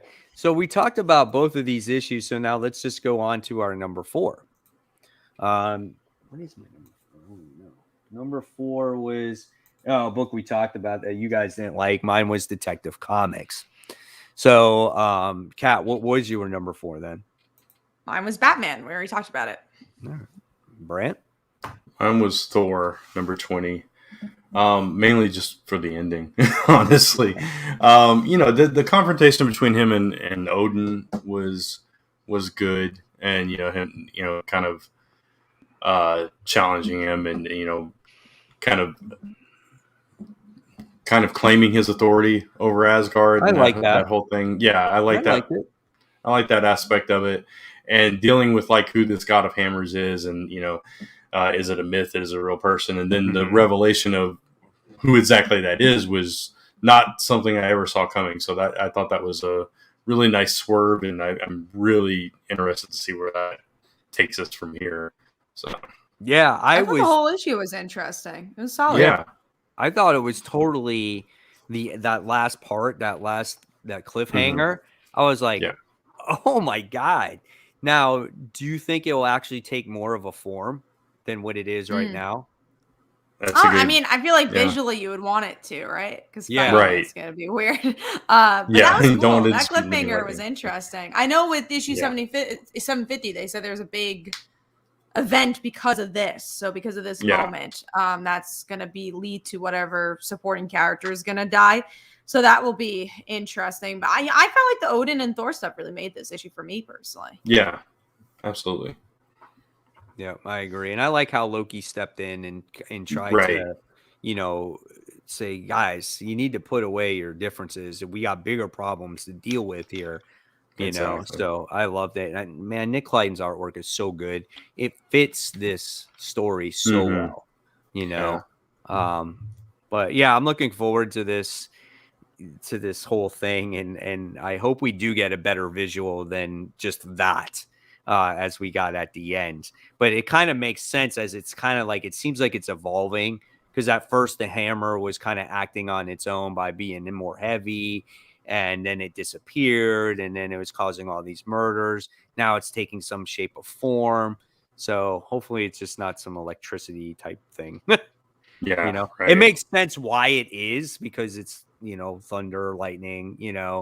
so makes sense. But I want to see like a human form or something. Right. Yeah, I agree. So cool stuff. All right. So we all went now for our number 4, right? Mm-hmm. So let's talk about Dark Knight of Steel issue 3. What'd you I think? mean, I loved it. It continues to be such a good freaking book. I love Yeah. Supergirl killing Black Lightning was very interesting. Wonder Woman finding out about that. We get the ending of the secret origins of Batman. So yeah, I think this is one of DC's best books. As you talk about it, I'm gonna get some Benadryl because you can see it on my chin right now. So I'll be back. Yeah, it's like they took this epic fantasy novel and put a superhero backdrop in it, and it just that's how it reads to me. And it's like you got the political drama between the realms, Black Lightning's kingdom. Yep. You got Magnus's kingdom, which I assume is Magneto, of course the L's, the House of L, and all that. And so you got the normal subterfuge and scheming and stuff that you see in like between kingdoms and fantasy stories. You got all that, and then add these superhuman powers to it, and it just, I don't know. The writing is so solid. The art is gorgeous. You got a lot of moving parts with this. With, like Kat said, the whole stuff with Wonder Woman finding out, and you find out Jefferson kind of moved her off the playing field, and that kind of thing. So it's good. It's structured so well. Yeah. The story. We're on a 3rd issue and it's still good. Yeah. Like, that's how you know you have a special book. There's usually a slump by now. Like, there's like, Right. that was an okay issue. It hasn't slowed down. I mean, in what's her name? Zara Zorel, I think is her name. She's ruthless, dude.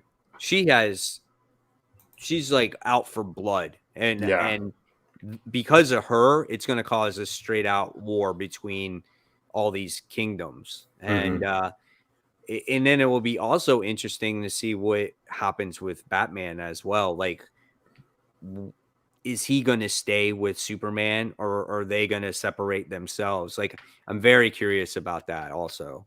Yeah. And I love that the Robins are just like spies planted everywhere. It's just, like, go get me a Robin. It's like, that's just so cool. This is such a great book, man. I love it. I love it so much. And I know people were saying that they're comparing it to what's it called? I can't think of it now. That HBO show, Game of Thrones. Game of Thrones, yeah. And I've never watched Game of Thrones, so I don't know how to compare it, but I just know that I enjoy it. Yeah, I have watched all of Game of Thrones twice, actually. And yeah, that's kind of what I was talking about, the political back and forth between the kingdoms and the scheming and the conniving and that whole thing, the backstabbing and, the under the table deals and all that kind of stuff is very heavy in that story in particular and those kinds of stories. So we're seeing all that here, but with super abilities as well. So I didn't see what was going to happen to Jefferson. Like, I did not see that happening, man. It happened so quickly. Like, oh, damn, he's done too. I'm like, shit, dude. Yeah.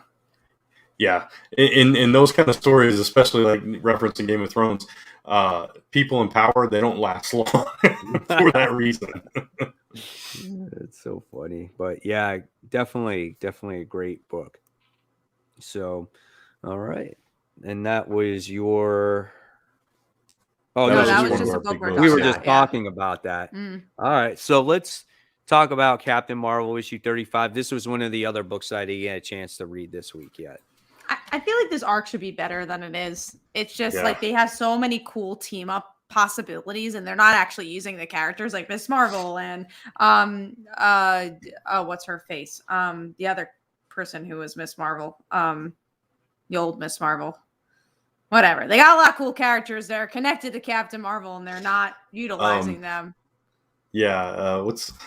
I can't think of her name What's now. her name? She's in WandaVision. What the hell's her name? Monica. There you Yeah. go. That's it.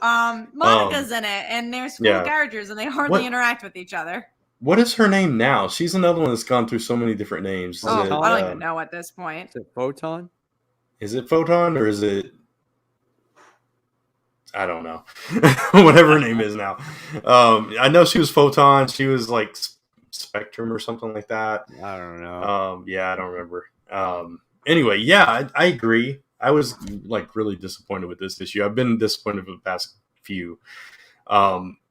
Instead of like focusing on all those characters that you mentioned, we're instead seeing this manifestation that Carol has created, and that's the focus of this issue. Is this being that doesn't even speak?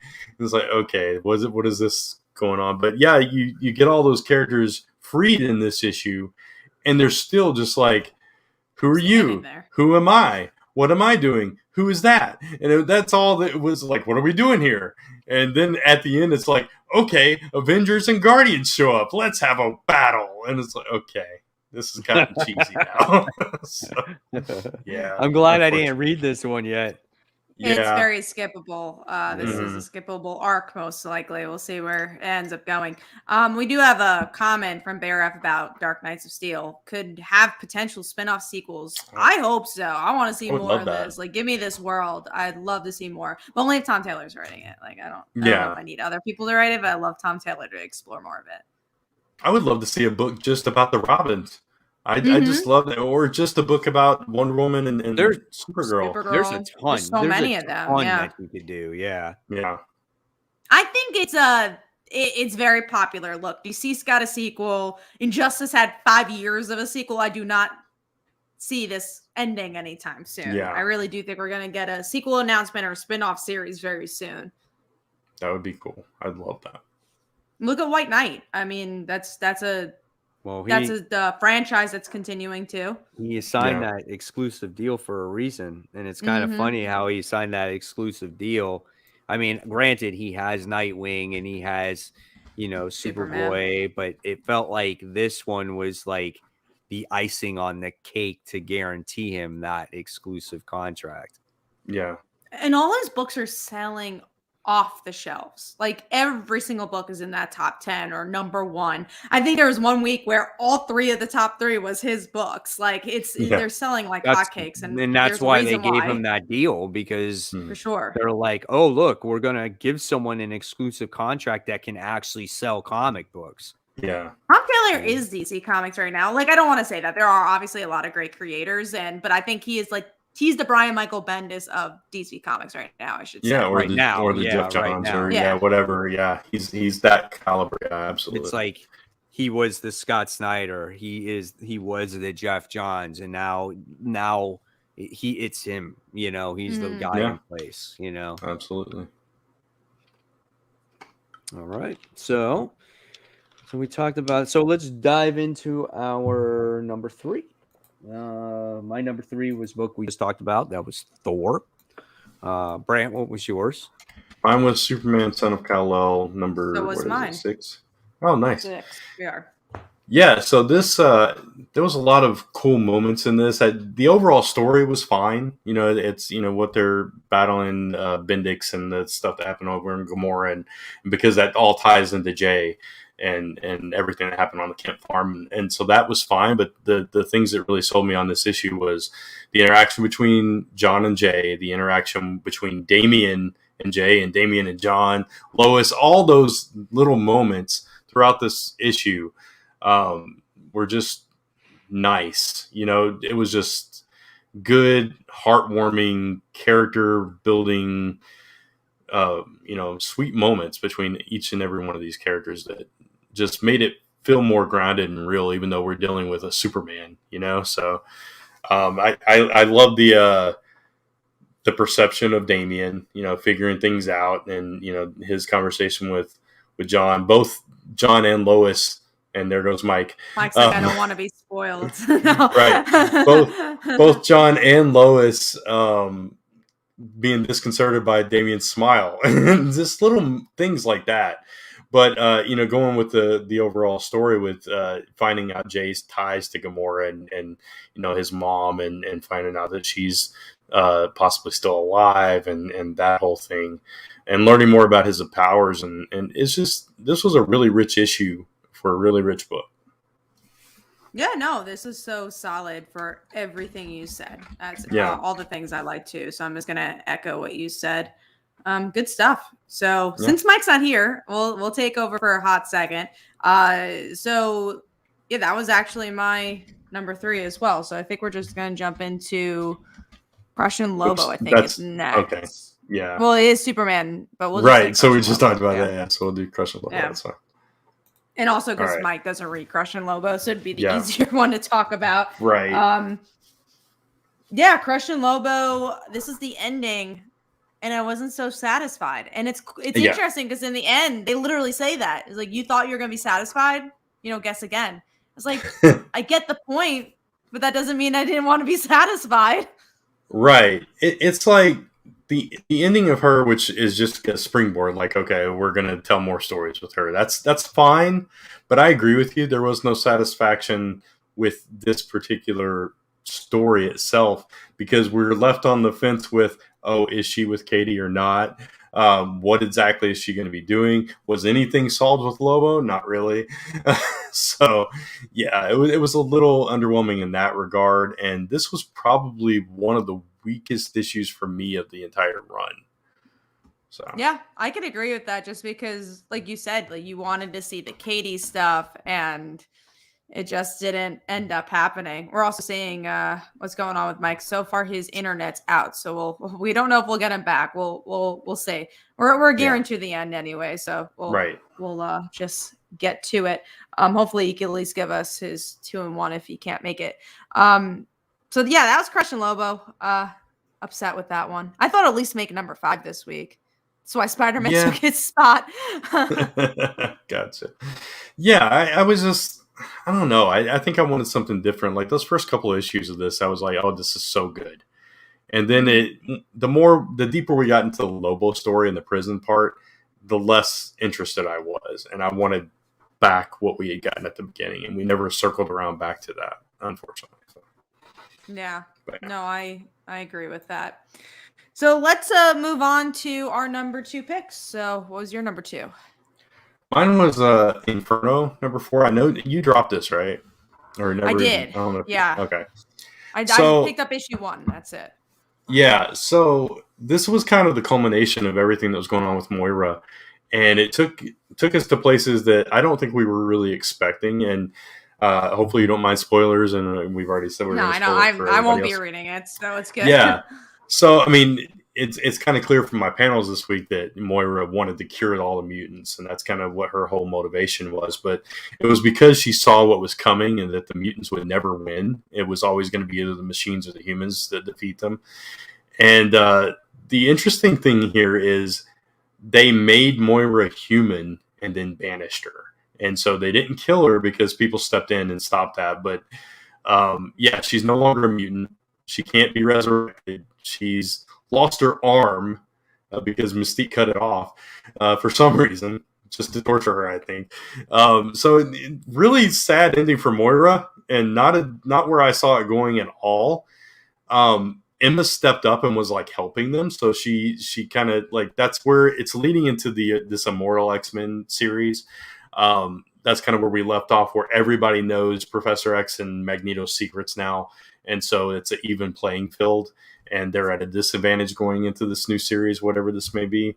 So it left things in a very interesting place, and a lot of mistrust and challenged loyalty for Professor X going into the next stage of whatever the X-Men is. So I thought it was a really strong story from that standpoint. And also, like, Professor X and Magneto were battling Nimrod on the space station, and they've done it over and over again. They keep dying, and they were trying not to die this time because they found out crucial information that could turn the tide, and they died. And so now they come back, and they still don't know how to beat Nimrod and all this stuff. So dire circumstances for Professor X's new dream here. So I think we're seeing the beginnings of the fall of Krakoa.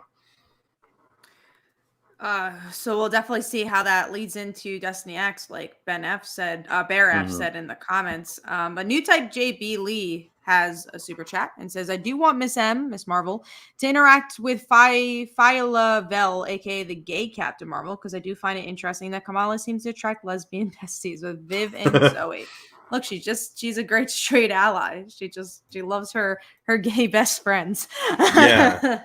Yeah, and that, I mean, that's cool. Yeah, Fia Lavelle was the other character that got a little bit of spotlight in this issue. Unfortunately, not well enough, and it just the story could have been so much better. And it could, And I think bigger. they, yeah, I think they could have like showcased each one of these Marvel characters throughout these issues, and they just didn't. They just kind of packaged them all into this issue and gave you one liners, unfortunately. So Yeah. Well, going into my number 2, it's a quick one. We already talked about it. It's Thor. I really like this issue. Like the Odin stuff, like the ending, good stuff. So that brings us to our number 1. So Brant, what was your number 1? Dark Knights of Steel, kind of. Mine too. So there Yeah. you go. That was a very good issue. I'm curious if that would have been Mike's as well. I have a feeling at least it would have been in number 2 or number 1 land. I don't know if he has messaged back or not. Let's check. Yeah, he has, and I just asked just in number case. 2 and number 1. Yeah. All right. Well, let's get into the chopping block. So quickly, I'll go down mine pretty much because I'm one of the only ones chopping. But Brant, I see you have a half chop. First up is Nocterra. I already talked about it. I don't hate the book by any means. It just didn't love the book. And sometimes if you're not loving a book, you don't have to keep it on your pull list. Detective Comics, I only gave it a shot for this story. And since it's weekly, I don't really know if I want to have that story weekly on my pull list.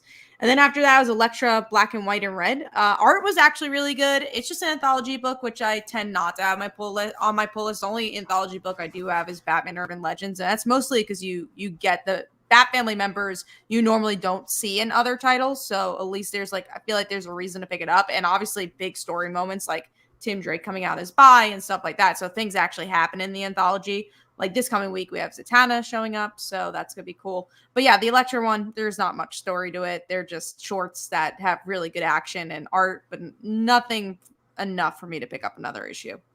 Yeah.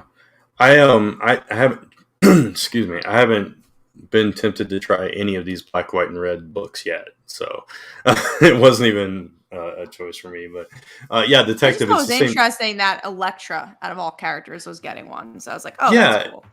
Yeah, and visually, I mean, we see this with Wonder Woman Black and Gold too. Visually, it's kind of a cool storytelling thing, but I think it's being overdone now. And it's just, yeah. So it's like, whatever.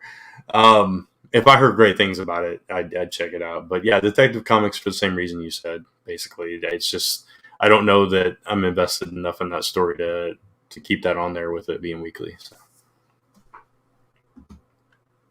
All right, so I think we're moving on to most anticipated now. Yeah, so let's see. We'll skip that one because I only might mark that one. We'll talk Dark Ages, number 4. We're talking Tom Taylor and fantasy. I haven't liked this one as much, and it's hard because they're coming out simultaneously, together. So it's like it's hard to, you don't want to compare them, but at the same time you almost do. It's literally the same writer, right? So yeah, right. Yeah, and a not the same concept, but definitely similar in that, it's in the, like, one's medieval, one's forced to go back to medieval in a way. So I think Dark Ages has been fine. It hasn't been fantastic, phenomenal like Dark Knights of Steel, but it has been a fine story. There's been big things happening with, Johnny Storm and that kind of thing. So, what about you? Yeah, I think it's been fun. I like certain character moments. Like I liked Sue Storm there. I liked May, I think her name's May there. May, it's Annie. But, I like their kid, Spider-Man and Mary Jane's kid. Johnny's death was really good in that book. So there's good moments, but it's not like, Dark Knights of Steel, where every moment's like, wow, they just did that. That's crazy. This book's so amazing. It might be the art, too. I feel like the art is better in Dark Knights of Steel. Yeah. That's like top-notch art in Dark Knights of Steel. It's just different type of art. Like the Dark Ages art is typical superhero book art, which is fine. Yeah. It's still really good art, but it's just a different kind of style for Dark Knights of Steel. Real quick, Mike can't remember what his number 2 was, either Thor or Batman, but his number 1 was Dark Knights of Steel. So it was unanimous for that one this week. Let's see, Fantastic Four. We talked about Johnny Storm, so we'll just go right into that. You're looking forward to that one? Sorry, can you mention that one again? I was just reading Fantastic Four. Yeah, again, I'm mostly excited because of the parents tackling the Fantastic Four in that court case. So we might get the power pack in it. I just didn't like that last issue, so I'm not psyched for this one. So you didn't like the last issue? I enjoyed it. I did not like the last issue, no. I was bored by it, remember? Oh, right, yeah. Yeah. All right, so Bad Girls, we did enjoy that first issue. We actually didn't talk about this on the show, I don't think. Oh, no, you're right. It was over the break. Yeah, so I really liked it. The art style is growing on me, but I really liked the dynamic with Steph and Cass. It works. And throw Barbara in there in the mix too, but just sneaking out to beat up the the crappy guys in the alley was just stuff like that. It's just hilarious and what you would totally expect from those two. I thought it was really solid. Yeah, I think I was pleasantly surprised by Stephanie and Cass's dynamic. I think they really got it. Because we've talked about this before. Like, Stephanie and Cassandra as friends, like, we know they're friends, but that's all off-panel stuff. We never actually got to see their friendship. So to have an issue where it was all about them being friends, and I always love Stephanie, but I love Stephanie especially because there's moments where you think, like, another person probably would have bullied Cassandra, right? Where she's like, oh, you're wearing a bag in your head? That's weird. Or like, oh, you've never been on the top bunk. There's moments like that, but she's like, oh, but whenever you can have the top bunk. Like, she's just being such a good friend. And I really love that aspect. And I like, obviously, them being so different. So I enjoyed them a lot. I don't know about the bigger storyline and it being connected to more the Peacemaker aspect of Gotham. Yeah. And the artwork is different, but I think it worked. I think my only note is it does feel a little younger than I expected. I kind of wish it was the Brian Q. Miller, Stephanie Brown, where it's more all ages. This does feel like it's targeting not me and not you. Yeah. Yeah. And I get that. I totally get that vibe from it too. I wish they hadn't de-aged them for the story. It seems like they did, but I still love their dynamic, and I love that like Stephanie gets Cassie even though she doesn't, or Cassandra even though she doesn't say much. She's a person of very few words, but Stephanie's just like she fills in the blanks for her. So it's obvious that they're that close. So it's. I don't even need like a larger story for this one. It could just be them like every day, whatever. So yeah, I would rather that, honestly. Yeah, I think that's what I want to see. Yeah, exactly. All right, so we got let's skip that one and that one. I'll skip that one. Let's talk about Darkhawk number 5. So I'm excited to see how this ends. Yeah, I know we've all been loving this. I don't want it to end. I want more Darkhawk. I definitely don't want it to end, but I have a feeling it's one of those books that sadly didn't catch steam for people because they didn't pick it up, sadly. And I think they should have because it was such a good under-the-radar book. Yeah, absolutely. This is one of those characters that it's hard to get right. And I think people have been burned too much by it. And it's like, oh, Darkhawk. It's just a mini, It's like Darkhawk again. Yeah. Yeah. Yeah, and especially being a mini, it's like you're not going to, we'll get that in trade or whatever. And that's sad because it means we might not see these characters again. But if they are leading to more young teams and stuff like that, I'd love to see Darkhawk, this version of Darkhawk, get on that team. Like if they relaunch Champions or something with a new direction, or if they do a new Warriors I'd love to see that resurface here and throw Miles and Darkhawk together again, because I think that's a winning pair. So, yeah, we'll see how it ends, though. I think, yeah, we got Robin and Batman #3, which, on your guys' recommendation, I did start reading this. I have read the first 2 issues. I actually really like this book. Yes, I'm glad. I'm happy to hear that. Yeah, it really surprised me, because I went in and was like, it's another, whatever. But yeah, just the character work in this book is just phenomenal. And it's a retelling of a story that we've seen before, but in a much different way. The art style really matches the narrative here, and I'm really excited for the next issue of this one. I think this is the last one too, which I'm sad about. But issue 1 was so good, and then somehow issue 2 topped it. And again, I've said this over and over again. It's a book that doesn't reinvent the wheel, but it doesn't have to, because the writing it just gets into the characters. And again, it's this Elseworld story. Does it matter? No, but that's why it shows that if you just tell a good story, you don't have to break the universe. You just need to tell a good story. Yeah, exactly. I couldn't say that any better than you just said it. Yeah. All right. So I think the only one we have left to talk about then is Reign #1, which is a brand new issue, a brand new book from Whim. It's Joe Hill, and it's from Image. It's Joe Hill. It's gay. Yeah. So I was like, I'm gonna try it out. Yeah. I was kind of on the fence about it, and I was like, I read it after I saw you guys both marked it. I was like, I read the description again. I was like, okay, I'll give this one a shot and see if it's my cup of tea or not. I don't know, for some reason the art on the cover hasn't pulled me in yet, but we'll see what agree.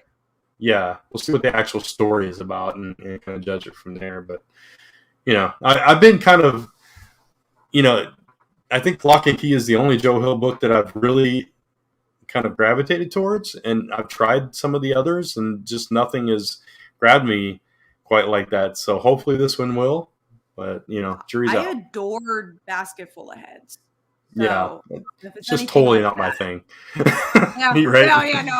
That's definitely that was not that would never be a recommendation for Brent. Robin and Batman, yes, but not Basket Full of Heads, which I'm glad that Mike's enjoying, because I do think it's very much in his vein. And I got, actually, for Phil for Christmas, I got him the hardcover for that, because he loves horror stuff. So it's not for everybody, but if you love slashers, it's such a good slasher. Right. Yeah, that's totally not me. And again, the art style in this one is like giving me pause. I just looked at the preview too. It's like, but I will read the first issue and see if the story grabs me. So yeah, you never know.